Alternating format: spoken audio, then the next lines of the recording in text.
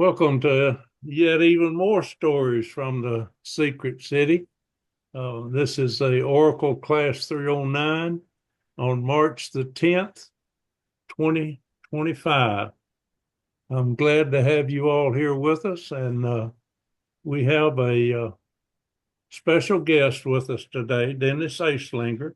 He's going to be with us, and he's going to talk about the new book that he's got that's just come out called The Prophet of Oak Ridge Revealed. So remember that I want you to ask questions. He'll be doing a presentation, but you should ask questions anytime. Just unmute yourself and interrupt him. Dennis won't mind at all. And we'll have a discussion about his material if you want to participate. Remember now that I'm always interested in other stories that you'd like to have me cover. So don't hesitate to suggest things that you'd like to have included in our next class and also in the series that we will do coming on later on. So feel free to participate any way that you want to. Dennis and I go back a ways. He and I worked together at Y12, and we share a common interest in his ancestor, uh, John Hendricks. And he has given me a lot of information, done an enormous amount of research, and provided me with much information that I would not have had otherwise. And I do tell the John Hendricks story every time I do a presentation about the history of Oak Ridge. And of course, by him putting it in the book, he's documented it in a way that we can all have reference to it. And I think he's done an outstanding job in doing the research associated with it. So, Dennis, go ahead. And if you want to say anything more about yourself and what you've been doing, please do that. And then tell us about your second edition of The Prophet of Oak Ridge Revealed. Okay, thank you, Ray. Thanks for inviting me. There's his book right there. Yeah, yeah, that's probably the first edition. No, it's the second edition. You got the second one? I got Okay. the second edition. See, Well, yeah. Okay, I see that. Um, I'm John Hendricks is my great grandfather, and as Ray said, he was known as the Prophet of Oak Ridge. I don't know how many of y'all are familiar with the story, but I didn't set out to write a book about John Hendricks. I mainly am interested in genealogy, and that's one of my lines, obviously. And I grew up learning about him from my grandmother, um, who's his daughter-in-law, and she actually was on an episode of the Heartland series, and that episode ran just a couple of days ago. My dad told me about it yesterday. He saw it. Of course, she's been dead for many years, but anyway, I grew up just outside of Oak Ridge, and as I said, genealogy got me started on this, and lots of articles and stories over the years about John Hendricks. And uh, as I discovered some new information, um, I wanted to put together kind of a timeline and story of his life in a chronological order, which is really hard to do because there's so little available in his early life, especially. And the book, the cover of the book, as Ray showed you, I've got a copy here as well. There's a railroad track on the front and the back, which is I chose that image because the railroad is so important to how he got started with his prophecies. So I'm going to share my screen and go through PowerPoint that I put together with some of the key points that I wanted to bring out. I did a second edition because I discovered um, after the first one came out that one of the sources I used to set up the timeline, Mr. James Braden, who was a guard in Oak Ridge, he knew John Hendricks when he was a child, when Mr. Braden was a child. Uh, he said that John predicted the railroad being constructed, and he said that construction started a couple of years after John died. Well, I found out that that was wrong. Construction actually started in 1902, many years before John died. So that kind of messed up the timeline, and I wanted to take another shot at it. And and I learned a few more things, and I asked Ray for permission to include his historically speaking columns about John Hendricks in the book, which he graciously agreed to.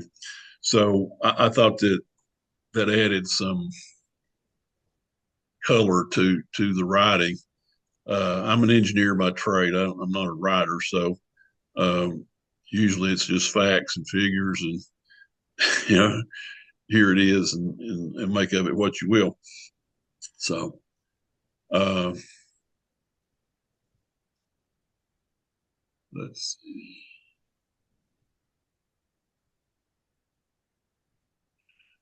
So there's the cover of the book again. Um, so why I wrote the book, there was no existing book about John Hendricks that cited all the sources. I felt like a critical review of the dates and statements about him and a comparison with the family oral history was needed. Uh, and the most important thing to me was no book or post prophecy article reported that John Hendricks was had a murder trial or reported on his divorce from his first wife.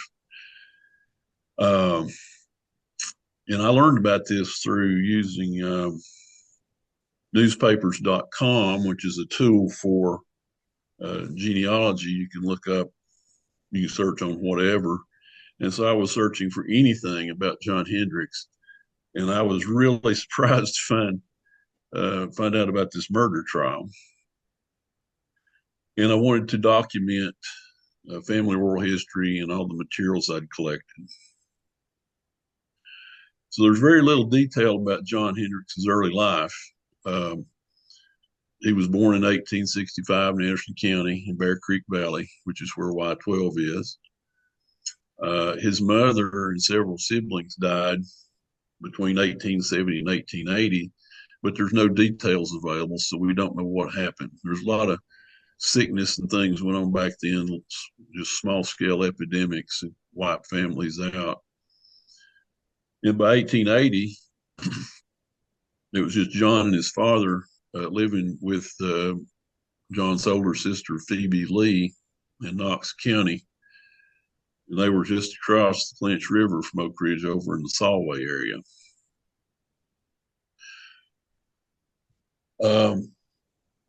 So on May 18th of 1887, John Hendricks killed John Gallagher, a neighbor who was reputed to have beaten John and his father.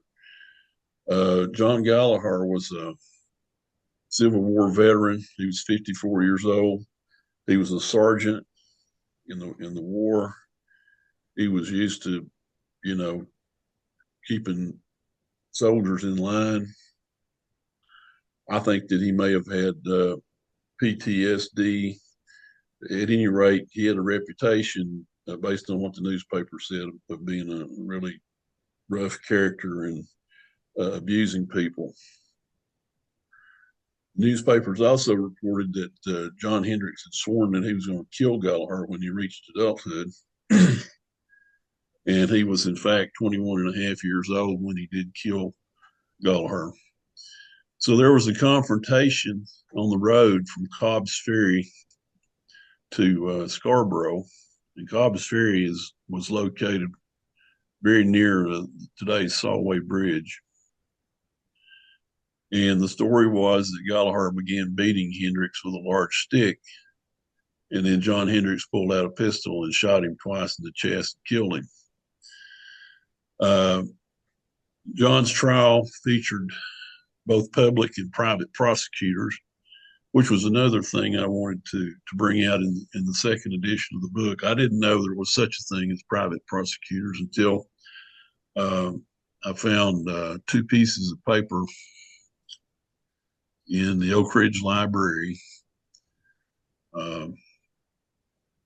that Mike Stallo, a local historian at the library, shared with me that mentioned John Hendricks.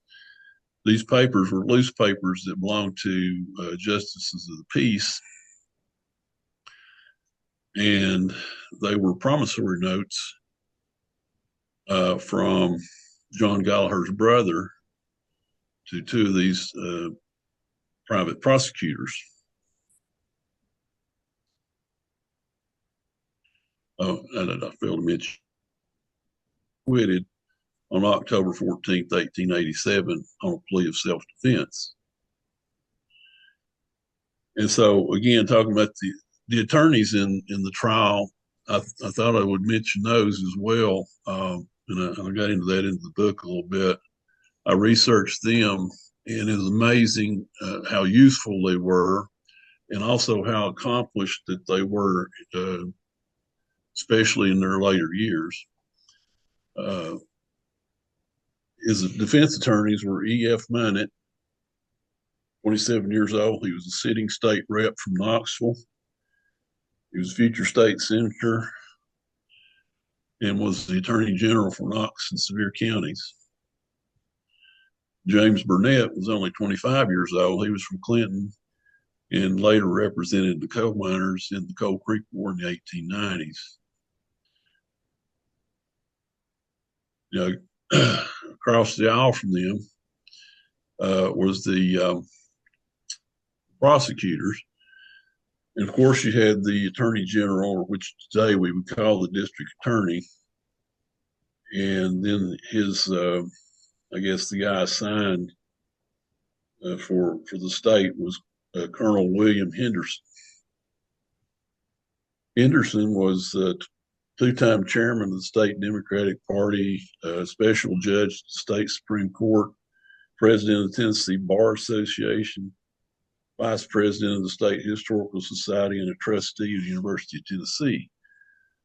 So he's a pretty distinguished attorney. And then the private attorneys hired by Evan Gallagher, John Gallagher's brother, included James Fowler from Knoxville. He was only 24. He was a future Republican nominee for governor of Tennessee, assistant U.S. Attorney General, mayor of Knoxville, Republican nominee for Senate, and a trustee for University of Tennessee, Chattanooga, and Tennessee Wesleyan. And he argued cases before the Supreme Court. And lastly was George L. Burke from Roane County, and he was editor of the paper, mayor of Kingston, president of a bank, future state rep, and a future district court judge. So there's quite a bit of legal power there. And John was probably a pro bono case for his defenders because he didn't have any money. So they probably just did it for the publicity and the experience. So after John was found innocent on account of self-defense, he married Julia Ann Griffith in 1888, 6 months after the trial. And by 1896, they had 5 children. The second youngest child, Ethel, died at about 1897 after John was supposed to have disciplined her in some way. Julia blamed John for the death and left with the children, and she filed for divorce in Morgan County. And I found the record of the divorce that I was the first one to find it. always wondered what happened. The family story was she just left, took the kids, and went to Arkansas.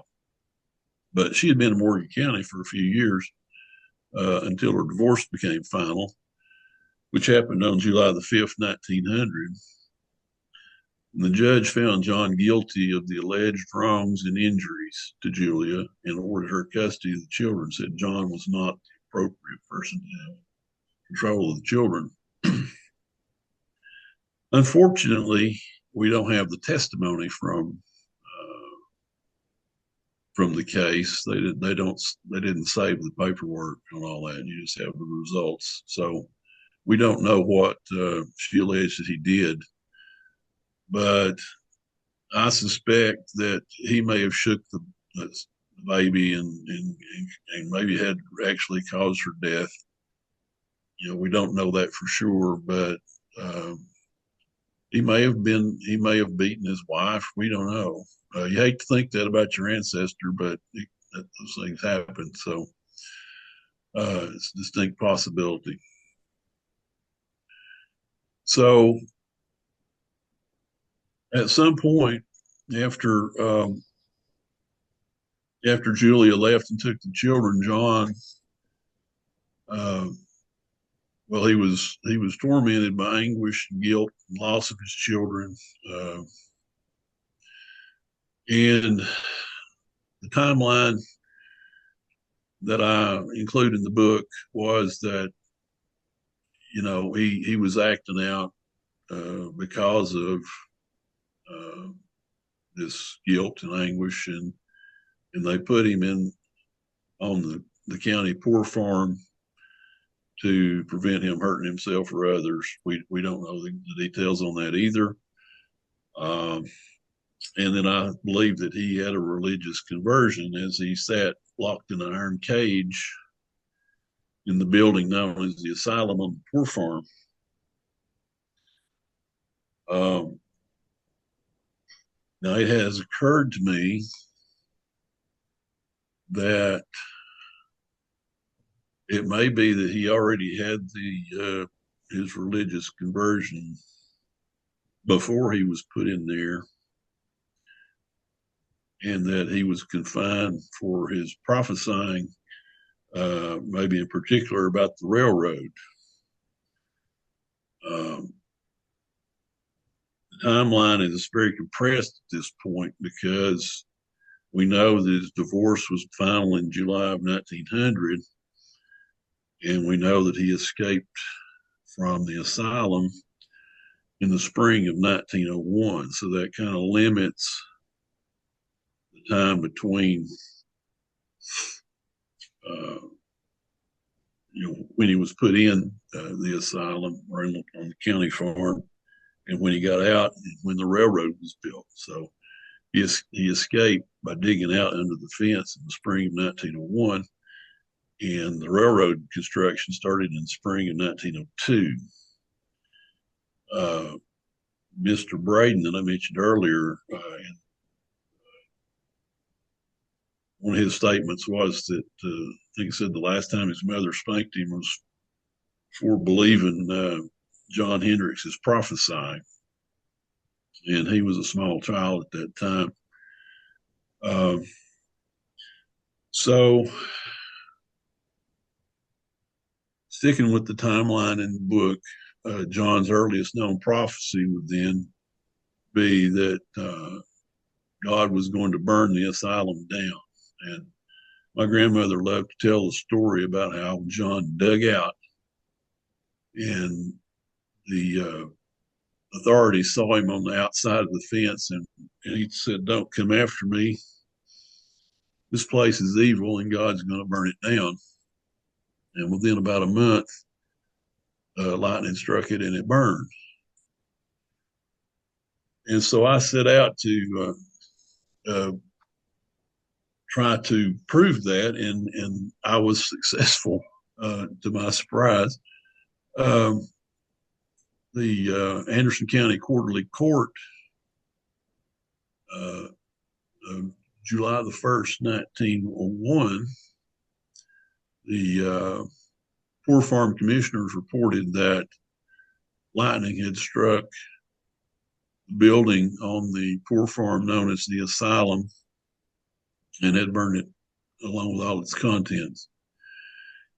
Uh, Other research on the county record showed that there was one building on the Poor Farm campus known as the asylum that included iron cages for people that they thought might be a danger to maybe setting the place on fire, that kind of thing. So that actually happened. It did burn, and it did have a building with cages. So John predicted the railroad, and he predicted that. Well, I'll get into the predictions a little later in a different slide, but uh, he he remarried in 1908. Martha Jane Whitehead was his second wife. Uh, she had been married to William Gregory, who abandoned her and her children. They had had 8 children together. 7 of them were surviving. And Martha apparently was a victim of a lot of gossip in Blount County, where she was from. Oh, by the way, the judge who granted her divorce was George L. Burke, one of the private prosecutors, the one that later became a judge, one of the private prosecutors in John Hendricks's murder case. Um, After her divorce, then she moved to Anderson County, and it turned out it was next door to John Hendricks. And just about 6 months later, they were married. Uh, they had one child together, Curtis Allen Hendricks, born in 1909, and that was my grandfather.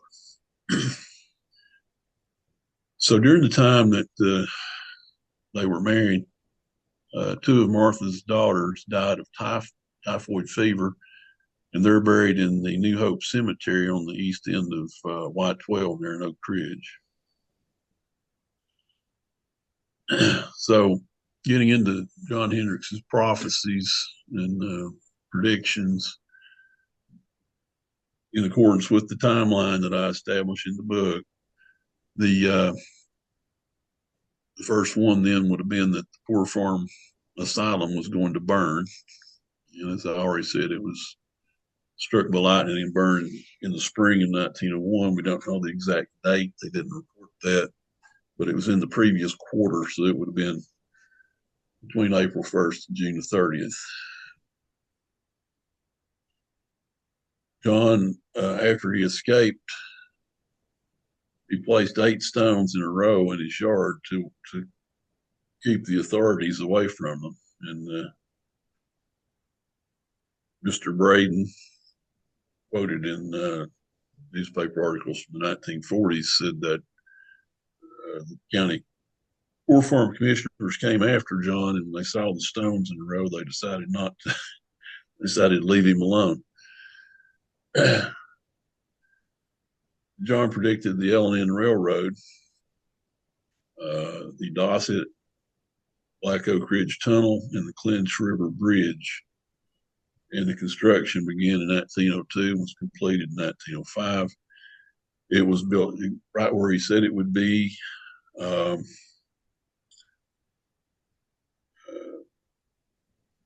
the railroad at the time, the railroad company that built it, was known as the Knoxville, La Follette, and Jellicoe Railroad.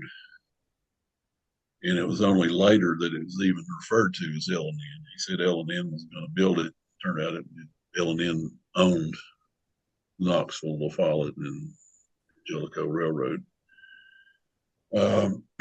Among his other predictions, John said that he predicted air freight and air travel, passenger service.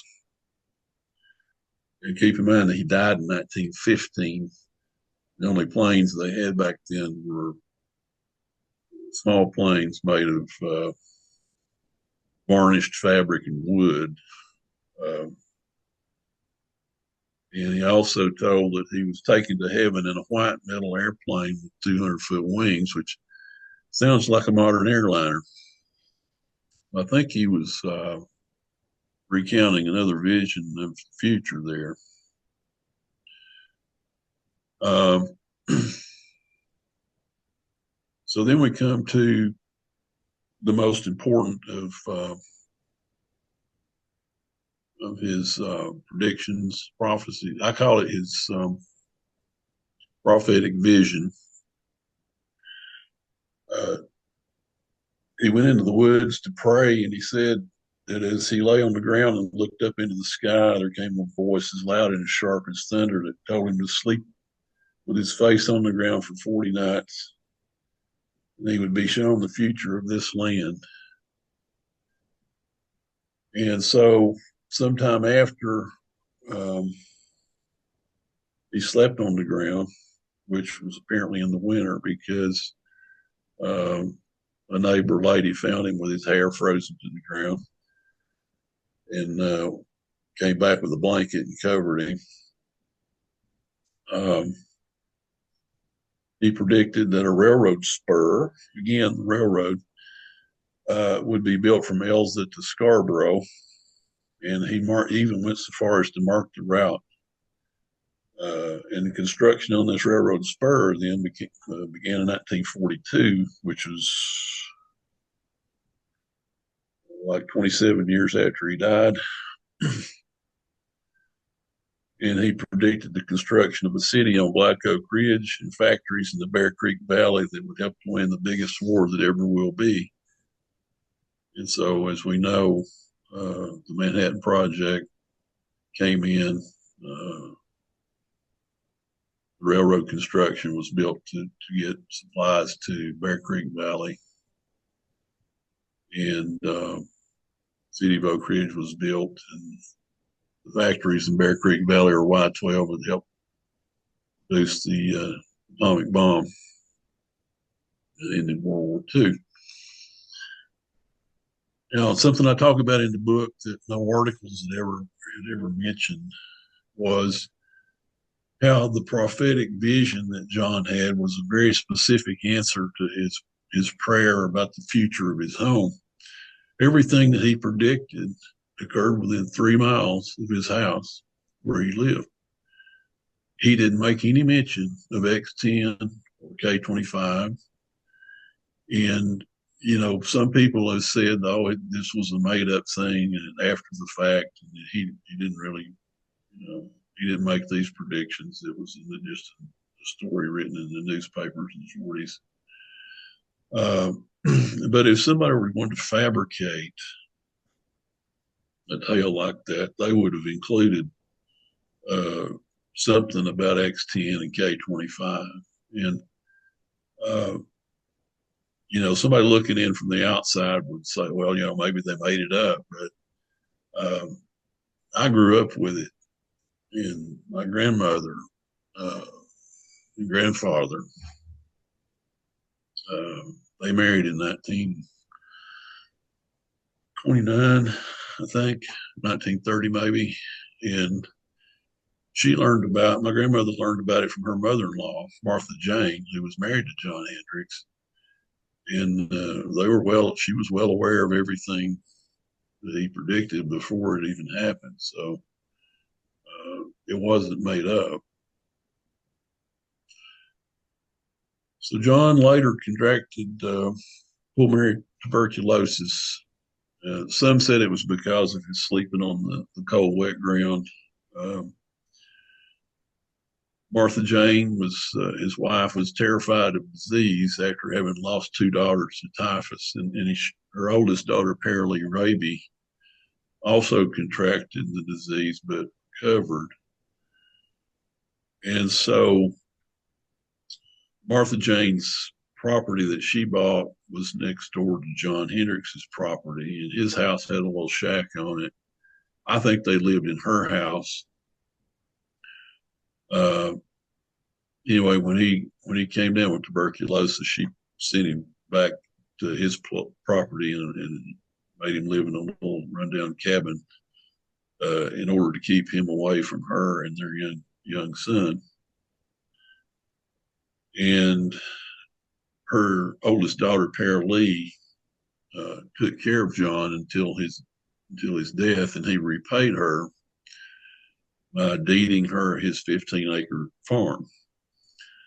And so he died on June 2nd, 1915, and was buried on a hill overlooking his orchard, where he asked to be buried so he could watch the apple thieves out of his orchard, he said. So the aftermath of all of his prophecy was, he didn't visualize or tell about his family being scattered, his neighbors. He didn't say anything about the destruction of the villages of Robertsville, Scarborough, Wheat, and Bethel. Um, the book includes a chapter on back of Oak Ridge, which was a reminiscence written by Grace Raby Crawford, who was Lee Raby's adopted daughter, and she grew up on John Hendricks's property that her mother received from John. And then there's a chapter with Ray's historically speaking columns, and I end it with a chapter on John Hendricks's genealogy and a chapter on my grandfather Kurt Hendricks, who was somewhat of a character in his own right. He was murdered in Union County, where he moved after the government took his land and forced him out of Oak Ridge, or out of Robertsville.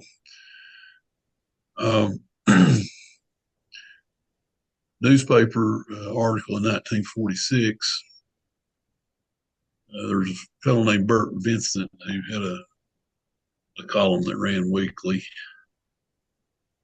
and he went looking for Martha Jane. He was going to talk to her about John Hendricks, but she had already died, and he met with Para Lee, and she told him that everything that had been written about John Hendricks was so, and that everything he prophesied had taken place. And the last bullet there, addressing the skeptics. I just recently, in the last 3 or 4 months, visited the Museum of Appalachia and discovered there was an old trunk there that belonged to my grandfather. I didn't even know it was in there. It had a handwritten placard on top of it, written by John Rice Irwin himself. And he said when he was a child living in what's now Oak Ridge, 2 names were often mentioned. One was the prophet of Oak Ridge, John Hendricks, and then the other was his son Kurt Hendricks. And of course, he was living in the area before the Manhattan Project, and he learned of John Hendricks' prophecies at that time. So another person with that's well known knew about it. I added some photographs at the end of the slideshow. There's no photographs of John Hendricks. Nobody knows exactly what he looked like. He's been depicted as an old man with a long beard, but he was only 49 when he died, so he was not that old. The picture on the left is Kurt Hendricks, his youngest son, and the picture on the right is John Hendricks' sister, Phoebe. And I found her picture online again within the last few months, and I was just struck by how much I think these 2 photographs look alike. I think they're very very similar. So I would think that John Hendricks looks something like his son.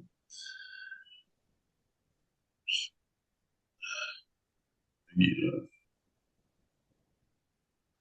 it's not what I wanted. I'm sorry.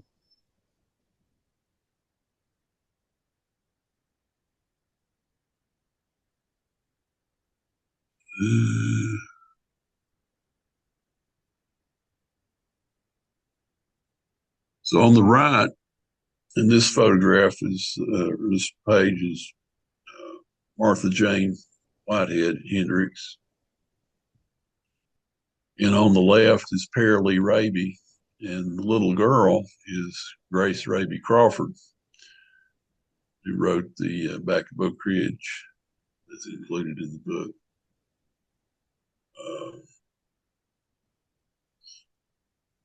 This house this was Martha Jane's house at the time of the government evicted everybody.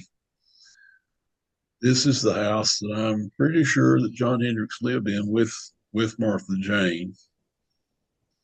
The house that sat on John's property was not particularly habitable, I don't think, because um, after Paralee Raby and her husband received the property from John Hendricks, they tore down that shack and they bought a house from somewhere else and moved it and put it on the property. And pictures of that house had been identified as John Hendricks's home, but that was not really the case. That picture first appeared in the Story of Oak Ridge from 1950 book by Mr. Robbins. So this is what Martha Jane's house looked like. Next door to Martha Jane was my grandfather and grandmother's house. And this is where my mother would have been born. You can see on the right there the government man walking. It looks like he's walking kind of fast. And that my formidable grandmother is right there, giving him an earful. It looks like. I don't think she was too happy about it. Yeah. I have one aunt that's still living, and she said she was standing in the doorway when the government people came and took that picture. And the doorway's in shadow, and you can't see her, but you can see one girl there. It would have been my oldest aunt, Aunt Faye, that I think Ray interviewed at one time. And looks like a little boy that would be my Uncle Bruce. And of course, they're both deceased now. Anyway, that's all all of my slides, and about all I had to say about the book. There's a lot more in there that I could say, or it's hard to go back and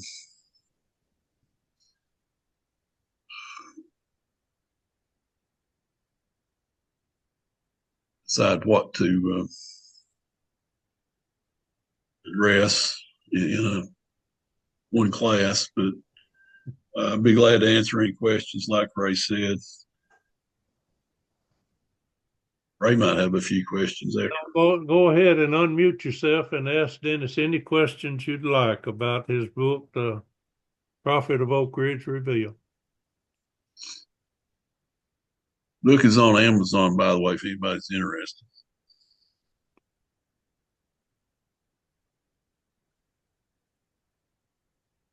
No questions at all? I see you. Yeah, ask him a question, Jackie. You have to unmute yourself.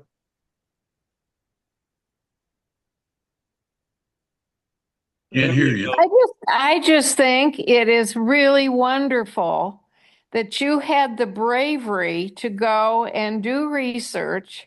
This is not only an interesting story, but it makes it much more. It's a wonderful family story. Those times were tough. And if you didn't take care of yourself and your family, who else was going to? You know, the illness and the bullying and all that sort of thing.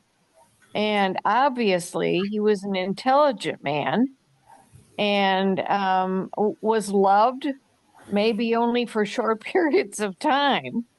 But you made good use of your time in putting it together, and Thank you you. made a good life for yourself. So I, kudos to you. um, John, we don't know what kind of trauma that family went through in the 1870s. Right. His father owned 100 acres in Morgan County before and during the Civil War, and he sold right at the end and moved to Anderson County. He never owned any property again. I didn't mention it during the talk there, but Luke Hendricks, John's father, uh, was also on the Anderson County Poor Farm and died there, and he's buried there right across the river from used to be the marina. It's a restaurant now, Calhoun's. Um, Apparently, when John's sister died, uh, her husband was unwilling or unable to take care of him. He was elderly, and so he wound up on the county farm. Had nobody else to take care of him, and so that's where he died. He and John may have been there at the same time. Um, and as I said, John was grew up poor, and he paid for that 15 acres by working farm labor for like 50 cents a day. What? Sue, please mute unless you're going to ask him a question. I'm going to ask him a question. All right, good. Go Okay. right ahead, please. Okay, I wanted to know exactly who lived on the property over here in by the sinkhole or the spring that is right out behind my house. I believe even Ray knows that a little better than I do. I'll give it a try. That spring is in the front yard of a house, and the property just to the, what'll that be, the west and the north of that spring is where the John Hendricks home place was. Now, out of that spring, there's a stream that runs down, and probably not more than 100 yards down the stream is where Pearlie Raby's house was located. And I believe that's where John was taken care of and where he actually died. As Dennis said, I don't believe he was ever lived, well, I don't know about ever, but I don't believe he and Martha Jane lived in his home place. I think they lived in Martha Jane's house. And then when he got sick, she asked him to not be in her house. And Pearlie, I think because Pearlie had already had the illness or had an illness, assumed that she could be around him. And she took him in. And I believe, Dennis, you can correct me if I'm wrong, but I believe her house was just down the stream from the John Hendricks home place. Now, Sue, if I've got the right person in the right place, if you're in that new house, the latest house that's been built in that little cul-de-sac, you're right smack dab on top of the John Hendricks home. Well, that's my house.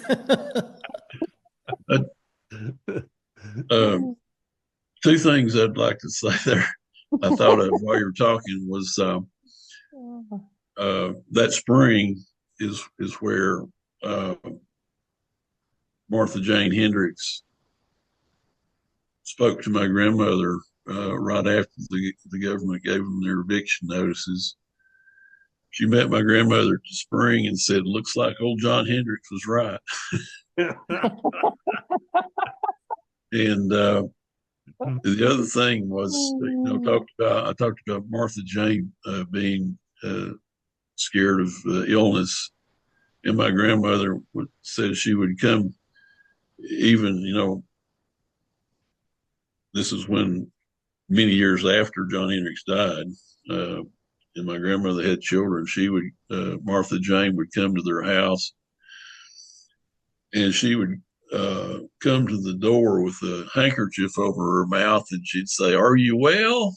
And if everybody was well, she would come in. if if anybody was sick, she wasn't coming in. So Well, Sue, I think you ought to invite Dennis over for a drink. Well, maybe spring water. Spring water would be good. Sue, you need to know that the documentary film that we made at Y12 about John Hendricks, and it's available on YouTube, or I can send you a link to it. It is actually filmed at the John Hendricks home place.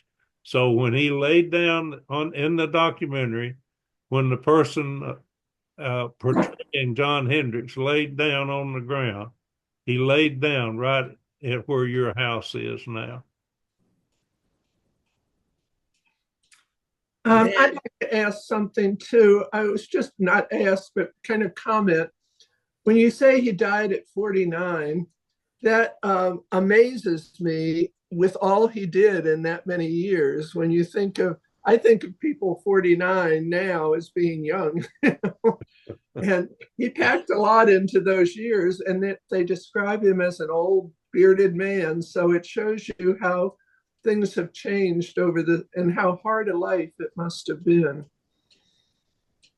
yeah, when you think of prophets, you think of the old biblical guys. They always depict him with the long gray beards and all. Right. So yeah, he was young. My grandfather was only 35 when he was murdered Wow. in Union County. He worked in Oak Ridge,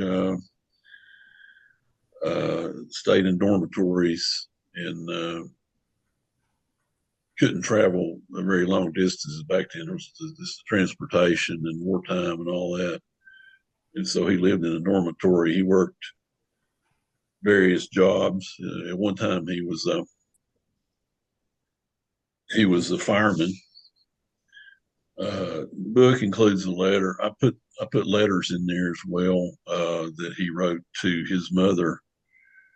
I think after he died, she gave the letters to my grandmother, and they were in my grandmother's belongings when she died, and I transcribed them. But one thing he wrote to his mother was that he was able to visit their home place. The picture I showed there of her house, and he said he told her roses were doing real well, and that he visited his daddy's grave. He cleaned it up, and he said he put 2 bouquets of roses from her flowers on his grave. Did he actually plant those boxwood trees that were there for many years? Well, that's what the story was. My grandfather planted it. Yeah. I know the picture taken in the 40s. The boxwood is very small. And Yeah. then the picture that appeared in your column in 2006, it was really large. Yeah. So, Really was. It grew, and in fact, it got so large and actually became deteriorated, and it has been taken out. Well, one of them was gone several years ago. Actually, I believe Curtis planted 2 there, and then some years later, some of the family planted another growing, blooming tree. I don't remember what kind, but they planted it too close to the tombstone, and it began to interfere with the tombstone. But the owner of the property has now cleared all of the trees away, and the tombstone is there. And by the way, that tombstone is the second one that was on his grave. I have a picture in my historically speaking columns made by Ed Westcott of the first tombstone that was there, and it was evidently stolen off the grave. And then in the 60s, I believe, a class from, I believe it was one of the junior highs, Robertsville, I think. Jefferson. Was it Jefferson? Jefferson Junior High actually collected the money and bought a tombstone to go on his grave, and that's the one that's on there now, is the one that was provided by those school children. Any other questions for Dennis? I just have a comment to make. Yeah. When I part from my friends, I tell them to take care and watch out for the other guy. That's a good thing to do. Something I didn't mention earlier that's also in the book was after John Hendricks shot John Gallagher. Yeah, I'm losing my train of thought. I'm sorry, getting old. Hey, that happens to all of us. Gosh, it just left me. It'll come back to you. Let's while you're thinking to bring that thought back, let me go ahead and say that when Curtis had to leave, he wrote a poem, and you've included that poem, and it's an interesting poem to read. It talks about having to leave the property, and it has a phrase in it that's always intrigued me. It says, "I'm scared of Eleanor." You're the Eleanor. Talking about Eleanor Roosevelt. So he was pointing to the fact that the government took his property away from him. And unfortunately, when he moved to Union County, ultimately and eventually, he was killed by a neighbor. And I don't believe there was ever any prosecution for that. Dennis, I don't think that murder was ever. No, they got away with it. Yeah. My uncle, he planned to go kill him back when he grew up, and my grandmother talked him out of it. Said, "There's no point in ruining your life, too," and so he didn't. Yeah.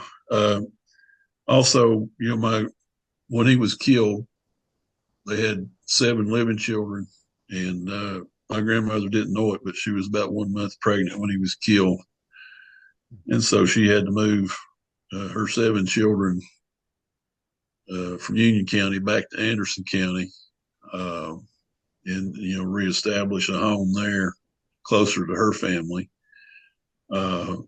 which is where I grew up, just out the road from her house. So it was really, really hard for her. She's just an amazing woman. The hardship she had to go through. Yeah. She survived a lot in her lifetime. Her entire family came down with the flu during the Spanish flu epidemic, and she was taking care of her parents and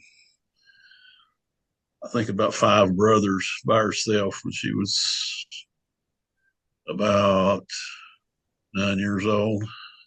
Wow. What a burden to put on a young girl. Yeah. So she was the only one that didn't get sick. And she lost a pair of twin siblings during the epidemic that were babies. I've never been able to find, I don't even know what their names were, and don't know where they're buried.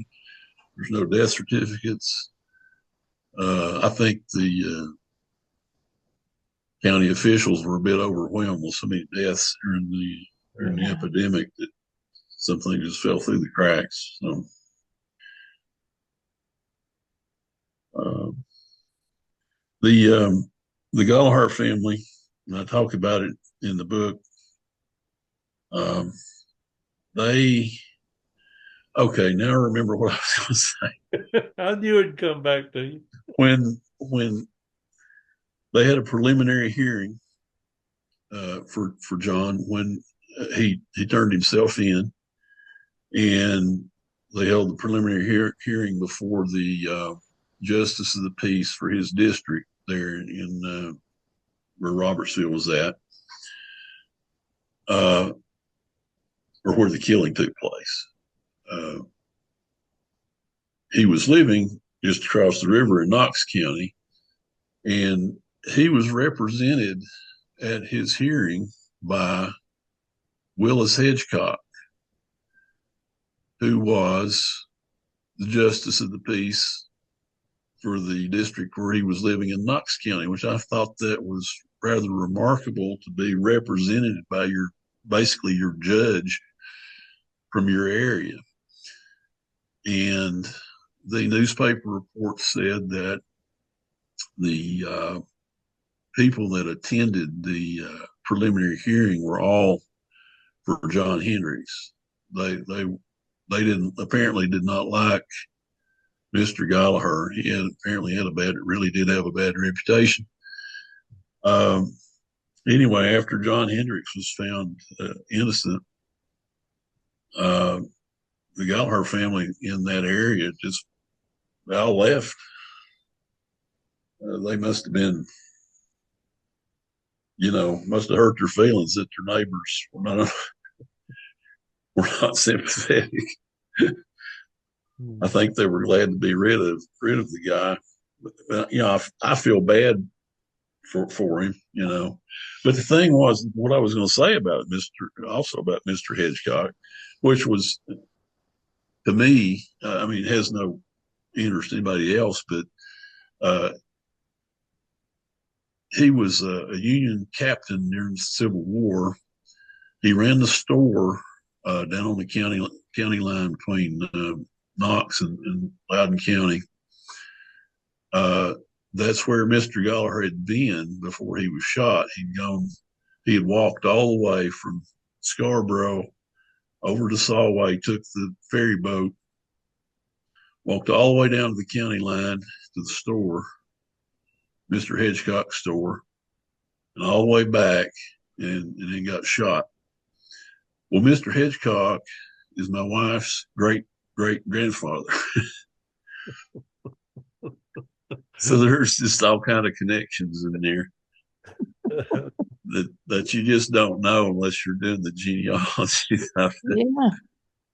You can't. Well, survival of the fittest. You can't ever tell what you're going to run into when you start digging into the end. My gosh. But I agree with Jackie. I think your story, Oh while my. while I appreciate the clarification on the John Hendricks prophecy, which has been my focus, I think your book includes so much more about the family that would not be documented had you not done the research that you've done. Riveting. Absolutely riveting. Makes a good story. Yeah. In addition to the prophecy. Ray, could I ask one more question? Yes, please. The property that his farmstead was located on is very, very rocky. I mean, we're talking big rocks. I mean, how could he farm it? That's why people went west. And that's also probably why he could buy it. In other words, his property probably was not. I mean, he had 15 acres. And yes, I know where the rocks are that you're talking about. I understand that, but that's just an acre or so. On down the stream, there is some flat land around that, or there was before houses were built on it. So there would have been a little bit of potential for farming, but Not much. You're right. It was a rocky homestead. Is your book sold here in our bookstore here in town or in the museums? They may still have some of the first edition in the museums.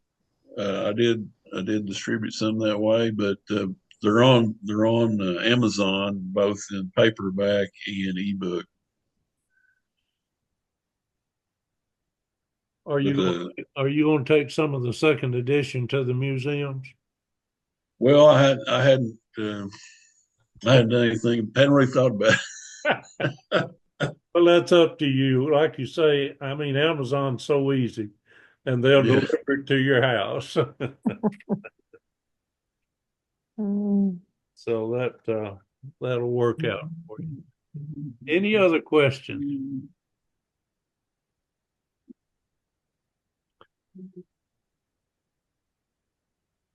Dennis, any other thoughts you want to share? No, well, like I said, when I was growing up, I learned all these stories about John Hendricks, and I was just, I'll say when I guess I was probably in middle school. We took a school trip to the museum in Oak Ridge, the Comic Museum, and I walk in and there's a diorama of John Hendricks, and I was like, what? I didn't know anybody else knew about John Hendricks. And then when I first met Ray, I didn't know Ray until he wrote the articles about John Hendricks, and I was like, wow, somebody else knows about John Hendricks. And so I made my way down the street and across to his building and went and introduced myself, and that's how we met. So I remember that well, and I remember that display that was right on the just to the right as you walked in the front door of the museum. It had the rocking chair, and it had a mannequin sitting up there in the rocking chair, and that mannequin had a long gray beard. yeah. And I think that's probably where that idea of a bearded prophet came from, or at least the people putting that display together thought that would make it seem more authentic. Couple of things about that. There also, for a number of years, there have been different people that have portrayed John Hendricks and told his story. And there were videos made of some of them. A man named Kerry did one of them. I can't remember the rest of his name. But the story is told about that display going into the museum, that it was there for a number of years, and that there was an official who came from the Department of Energy and came to the museum and did not like the fact that there was a prophet, or the prophecy was being displayed in a science museum. So they had to take it out. Now, I don't know how true that is, but that's the story that I've been told. But I think it's interesting that Dennis first saw that as a young boy on a school trip. Yeah. I didn't know, like I said, I didn't know it existed until I got there. I can imagine the amazement that went through your mind. Oh, I know who that is. I'd like to know. Did you go up and say anything? Say that's my great great grandfather or anything? Probably not. I was more shy then than I am now.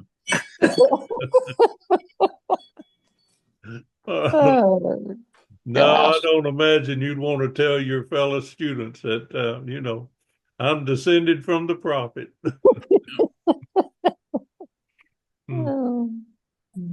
But it is a good story. And like I say, I use it routinely in presentations. And it does attract the attention of the listeners. And I never Dennis, I never deal with the issue of whether it's true. Leave that up to the audience if they want to decide whether to believe it or not. But I think your research has done an enormous amount. Eleanor, you need to mute your microphone, please. I'll do it for you. Well, I don't know if I got the right one. Jackie, you got a dog? No. I don't know where it is. Maybe Catherine. It is Catherine. Now I got it taken care of. If you do have a question, please unmute yourself and talk to me, but I don't want to try to talk over a dog barking.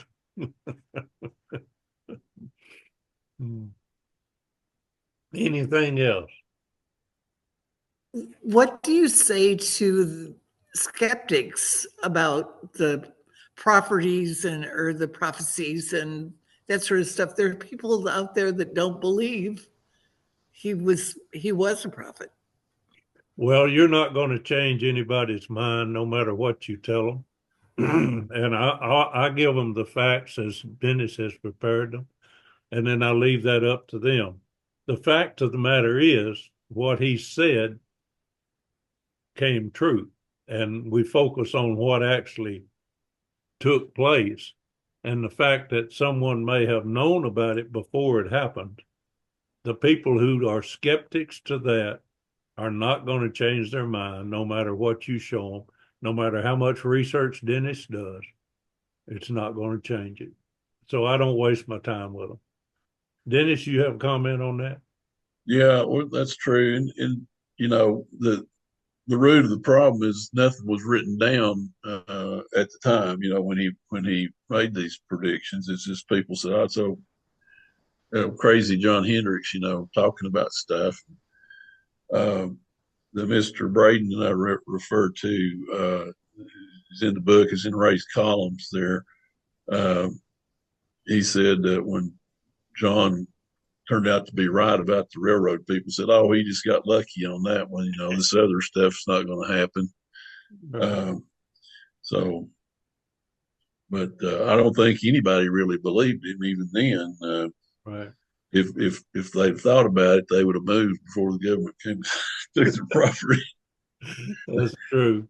I might mention that the first time I found any evidence of it being written down was in a newspaper article in 1944 when Ed Westcott took a reporter and showed him the grave, and they wrote a story about it, and that was in 1944. Now, the second documentation of it is in George Robinson's book, written in 1950, when he used it to introduce his book. So, as Dennis said, there are no existing written documents or evidence of the prophecy prior to 1944. Well, what's interesting is that he made the predictions about the railroad, and a railroad spur, I believe it is, runs right through his property. Yeah, it's the back of your house. It's the back of my house. Yeah, exactly. And he marked the route.